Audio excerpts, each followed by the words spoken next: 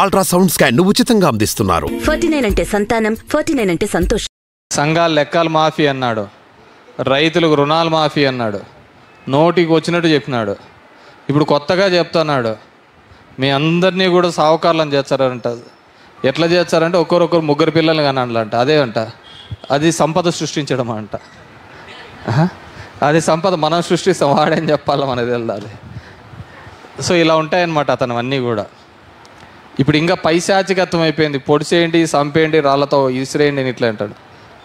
75 సంవత్సరాల అనుభవం ఉన్నవానివి, 3 సార్లు ముఖ్యమంత్రి, 14 సార్లు ముఖ్యమంత్రి, నీ కొడుకు వయసున్న అతను ఈరోజు నిన్ను ఛాలెంజ్ చేస్తున్నాడు.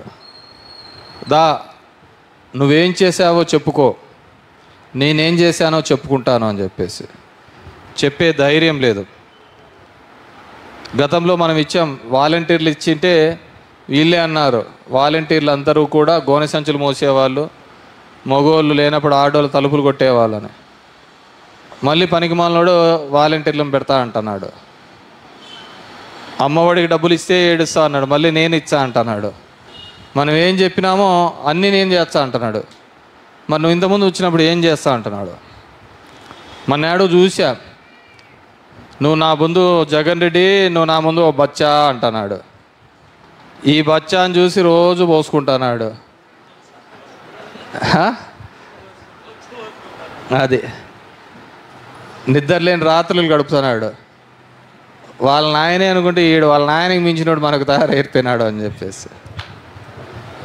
అంటే అదొక ధైర్యం, చెప్పిన హామీకి కట్టుబడి. అందుకే చూడు, మొదటి చంద్రబాబు ఎదుర్కొంటా అన్నాడు, సాల్లే వాడు ఉండే తింగరోడు ఎగలాడుతుంటాడు, ఊగుతుంటాడు. పవన్ కళ్యాణ్ వాని పట్టకచ్చా, వాడు చూసే వాడు ఊగే చూసినా అంటే ఈడెప్పుడు చంపుతాడా అన్నట్టు ఉంటాడు.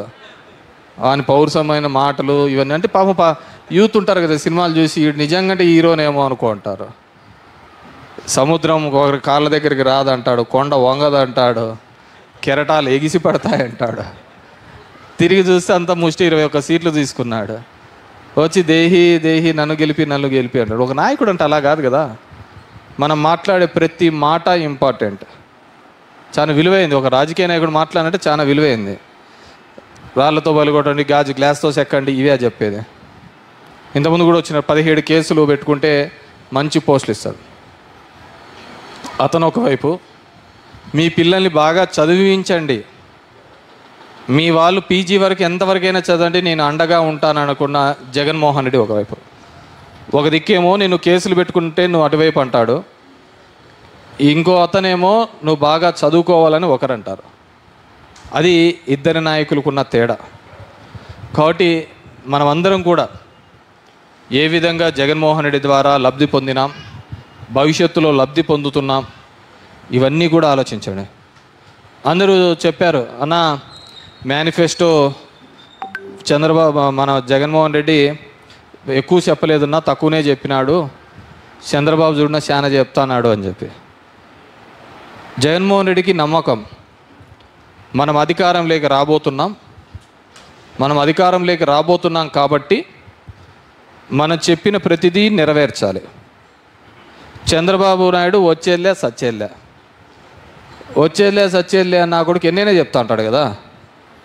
మామూలుగా మనకు చెప్తా ఉంటాడు, చూసినావా ఇట్లా చేసుకుంటా, నువ్వు ఇది చేస్తాం ఇది చేస్తాను మంత్రంతో చెప్తా అంటాడు. నువ్వు ఇంత పోటు కానీ ఇంత కానీ, అది అయ్యేది కాదు, పెట్టేది కాదు. కాబట్టి ఎంతైనా నోటికి వచ్చినట్టు చెప్తా అంటాడు. అది ఎట్లుందంటే, ఒక రాజు ఉంటాడు, ఒక రాజు దగ్గరికి ఒక అతను వచ్చి ఇలా చెప్తుంటాడు, రాజుగారు మీకు 1000 ఏనుగుల బలం ఉంది అని. రాజు ఏమంటాడు, ఇదిగో తీసుకోపో ఒక 5 కేజీల బంగారం అంటాడు.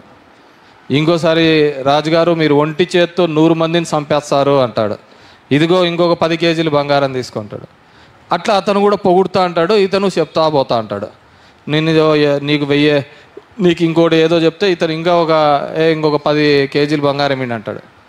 అంతా అయిపోయిన తర్వాత చివరికి వచ్చేకల్లా అతను అడుగుతాడు, ఇట్లా నిలబడి ఉంటాడు, ఏమి ఇంకా అంటే, మీరు అదేదో బంగారం చెప్పినారు కదా, ఆ 10, 15, 25 అంతా 50 కేజీలు ఏంది, ఇచ్చి పంపిస్తే ఊరికి పోతా అంటాడు.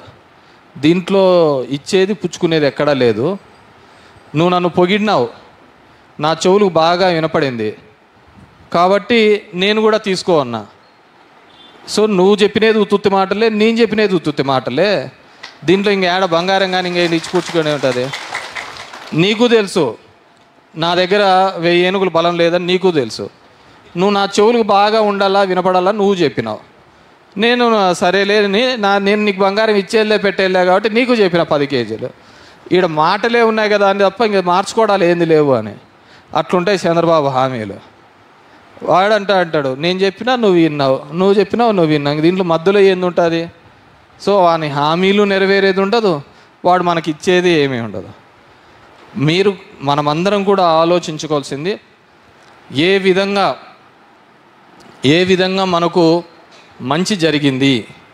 ఈ 5 సంవత్సరాల్లో అవినీతి లేకుండా, ₹1 అవినీతి లేకుండా. మీ వాలంటీర్లు పనిచేసినారా లేదా తల్లి? వాలంటీర్లు ఎవడైనా ₹1 అడిగినాడా? బాగా పనిచేసినారు. ఏ సమస్య ఉన్నా మీ దగ్గరకు వచ్చినారా లేదా? కరోనా లాంటి పరిస్థితుల్లో మీ దగ్గరకు వచ్చినారా లేదా? ఈరోజు ఇవన్నీ కూడా మనం గుర్తుపెట్టుకొని ఈ 13వ తేదీ జరిగే ఎలక్షన్స్లో మనం జగన్మోహన్ రెడ్డి గారికి అండగా నిలబడాల్సిన అవసరం ఉంది. ఫ్యాన్ గుర్తుకి ఓటు వేయాల్సిన అవసరం ఉందని చెప్పేసి ఈ సందర్భంగా తెలియజేస్తాం. అదేవిధంగా మన దాంట్లో ఉన్నాడు కోటిబాబు. ఇంతకుముందే చెప్పిన ఆయన చేసిన ఇవి అని మాకందరికీ కూడా మా వీరనారప్ప, ఈశ్వరయ్య, నాగభూషణ వీళ్ళందరూ పోతా అన్నప్పుడు ఇట్లా తిరుగుదామన్నా ఊర్లో తిరుగుదామంటే పాపం 4 ఏళ్ళుగా కూడా నాకు ఆరోగ్యం బాలే అంటాండే. ఎప్పుడు కిందికి వచ్చిన దాఖలాలు ఆరోగ్యం బాలే అని. కానీ ఆ సినిమా చూసినావా? ఎవరో చూసినారా? బాలకృష్ణ గారి సినిమా చూసినప్పుడు వాడు విలన్ గాడు ఎప్పుడు బెడ్ మీద పడిపోయి ఉంటాడు కోమాలో. బాలకృష్ణ గాడు ఎప్పుడు ఇట్లా కొడతాడు అంబులెన్స్లో, చూసినారా? అది తగిలి వాడు లేచి కూర్చుంటాడు. చూసినారా? చూడలేదా?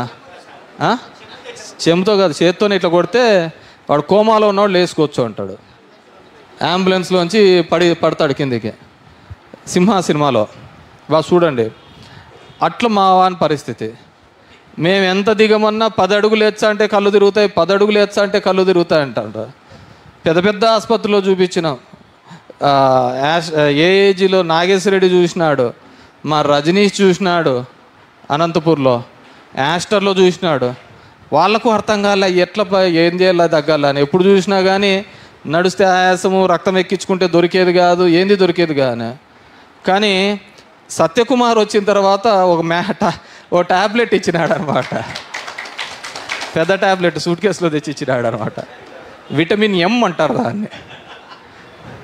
ఏందది? విటమిన్ ఎం అందేలకల్లా జింకలేగినట్టు ఎగురుతా పోతారు అనమాట. 18 ఏళ్ళుగా ఒక్కని పార్టీలో చేర్పిమంటే చేర్పిలే కానీ ఇప్పుడు ఆడపోయినా కానీ జోలో కండువా తీసి మాట్లాడతా అని చెప్పడం కండువాలు వేసుకుంటూ పోతాడు. ఎవరు తెలుసా? ఇప్పుడున్న బీజేపీ క్యాండిడేట్ దగ్గర ఉంది విటమిన్ ఎం. ఎవరికైనా కానీ అట్లా కానీ మజ్జుగా పడిపోయి ఉంటే వాళ్ళందరికీ ఆ మాత్రలు ఇచ్చి లేపి కూర్చోబెడతాడు అనమాట. అట్లా విటమిన్ ఎంత సుమారు అందిందా లేదా? సో అట్లుంటుంది. మన దిక్కు చేయవయ్యా అంటే ఆ జ్వరాలు వచ్చానని